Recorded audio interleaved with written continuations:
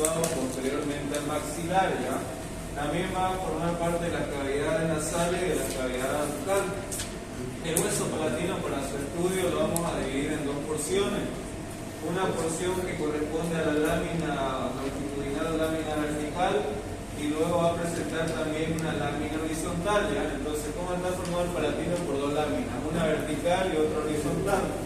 Ambas láminas son cuadriláteras, es decir, que van a presentar dos caras y van a presentar cuatro bordes. Primeramente, esta lámina horizontal va a presentar una cara superior que forma parte del piso de las cavidades nasales, una cara inferior que forma parte del techo de la cavidad bucal, o va a formar la bóveda palatina o paladar duro. Va a presentar un borde medial que va a articular con la lámina horizontal del hueso palatino del otro lado. Va a presentar un borde lateral que es a través del cual se une el resto del hueso, es decir, a la lámina vertical.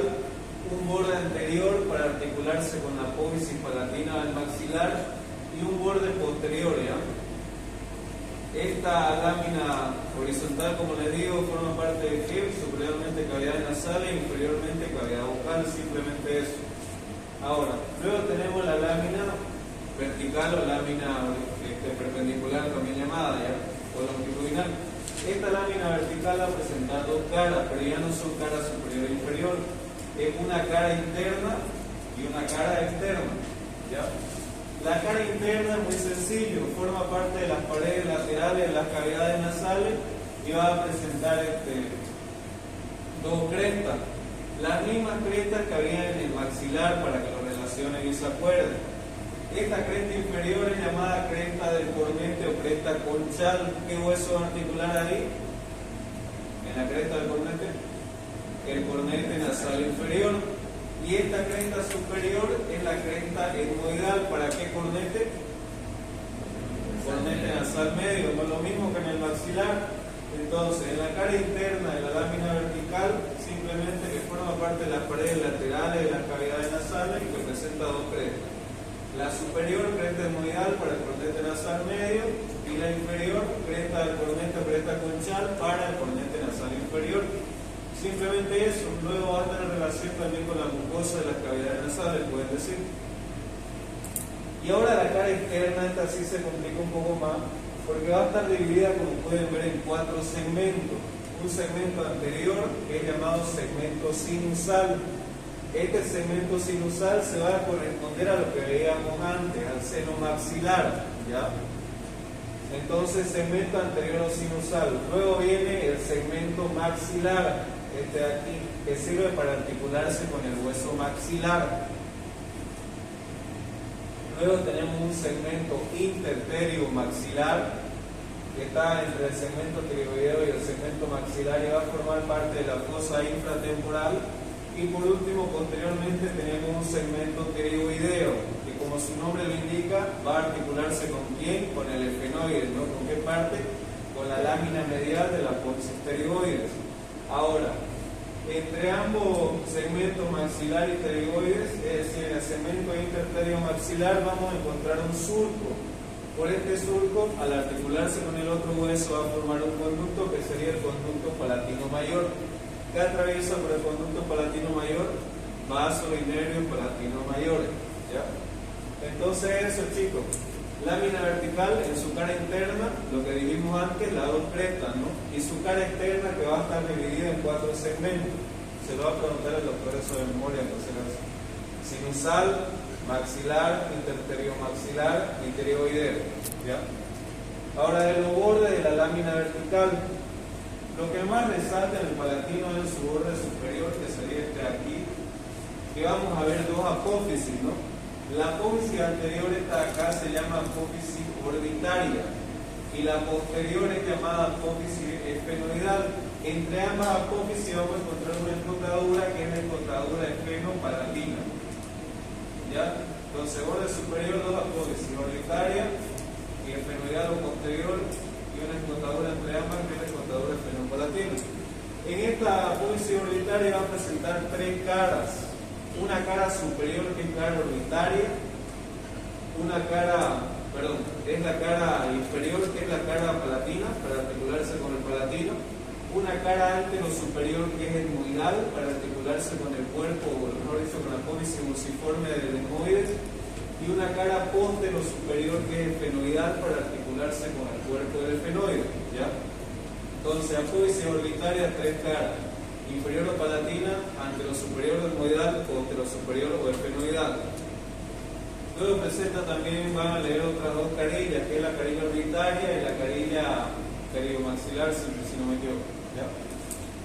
Y luego posteriormente tendríamos a la apófisis esfenoidal, que presenta dos caras: una inferomedial que forma parte del techo de las cavidades nasales y una superolateral para articularse con el esfenoides.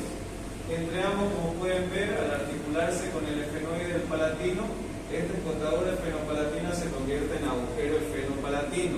¿A qué da paso el agujero esfenopalatino? Al nervio esfenopalatino y a la arteria esfenopalatina. Ese sería el borde superior, perdón. Luego tenemos el borde inferior, que es a través del cual la lámina vertical se une con la lámina horizontal. Tenemos un borde anterior para articularse con el hueso maxilar. Aquí tenemos una apófisis, esta de aquí que es la apófisis maxilar. Y luego, por último, tenemos un borde posterior, que es este de aquí. Y en este borde posterior va a resaltar una gran apófisis, esta de acá, que se denomina apófisis piramidal del palatino. Esta apófisis piramidal del palatino, ¿con qué hueso va a articularse? Con la escotadura pterigoidea. El espacio que existe entre ambas láminas de la apófisis pterigoidea y el esfenoides, la apófisis pterigoidea, se va a corresponder con quién? Con la apófisis piramidal del palatino. También anteriormente va a tener una cara anterior que se va a articular con el trígono palatino del maxilar, es decir, se articula con el esfenoide y con el maxilar, e inferiormente va a estar perforada por una serie de orificios que dan paso a los vasos inarios palatinos menores, ¿ya? Entonces eso sería palatino. ¿Tienen alguna pregunta? ¿Algo que no haya quedado claro? ¿Está bien? Por último, vamos a ver lo que es el hueso cigomático malar. Hueso cigomático malar es un hueso par, ¿no? Que está ubicado donde lateralmente a los maxilares. Son los huesos que van a formar la región de los pómulos, de la mejilla, ¿ya? Este hueso cigomático va a presentar dos caras, cuatro bordes y cuatro ángulos. Las caras son cara externa, cara interna, y los bordes que van a ser póntero superior, antero superior, antero inferior y póntero inferior, ¿ya? En su cara externa simplemente lo que vamos a ver es que el hueso malaro cigomático va a estar insertando un músculo, mejor dicho, a dos músculos, el músculo cigomático mayor y el músculo cigomático menor, y va a presentar un agujero, fíjense que es el agujero cigomático facial. ¿A qué da paso el agujero cigomático facial? Al conducto cigomático temporal, que atraviesa por aquí el nervio cigomático. ¿Rama de qué nervio? El nervio maxilar, ¿ya? Nada más, chicos. En la cara externa es que es lisa, que está en relación con los pómulos, o que forma los pómulos, mejor dicho, y que da inserción a los músculos cigomáticos. Y luego también el agujero cigomático facial, nada más. Ahora, en su cara interna, esta de aquí va a estar dividida en dos porciones. Una porción anterior que es articular, para articularse con la apófisis cigomática del maxilar, y una porción posterior que no es articular. Esta porción posterior superiormente va a tener relación con la fosa temporal e inferiormente en relación con la fosa infratemporal, ¿ya? Nada más es simplemente eso. Luego va a tener los ángulos, los bordes y los ángulos, obviamente. En los bordes vamos a tener que su borde anterior es a través del cual se une con el hueso maxilar. En su borde póntero inferior se va a estar insertando un músculo que es el músculo macetero. En su borde póntero superior se va a estar insertando la fascia del músculo temporal.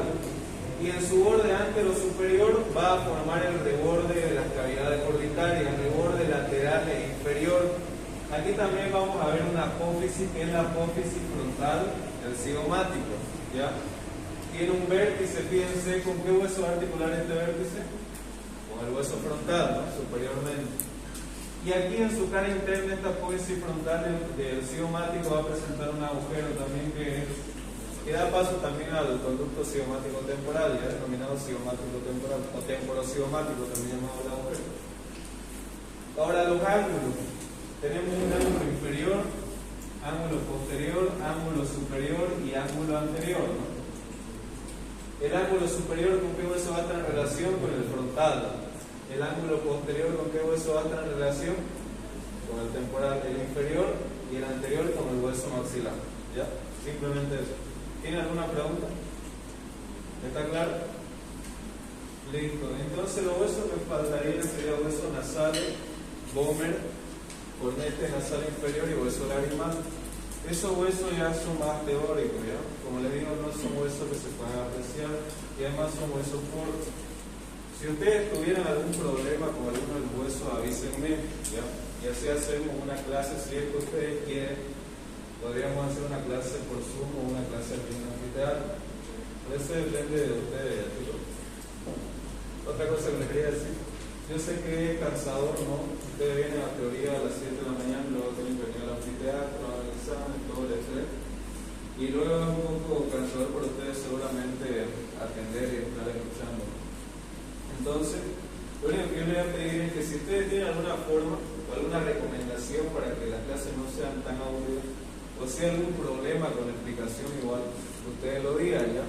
Si hay alguna vez que no me hago entender, que no están entendiendo, que no estoy explicando bien, que lo digan, yo no tengo ningún problema.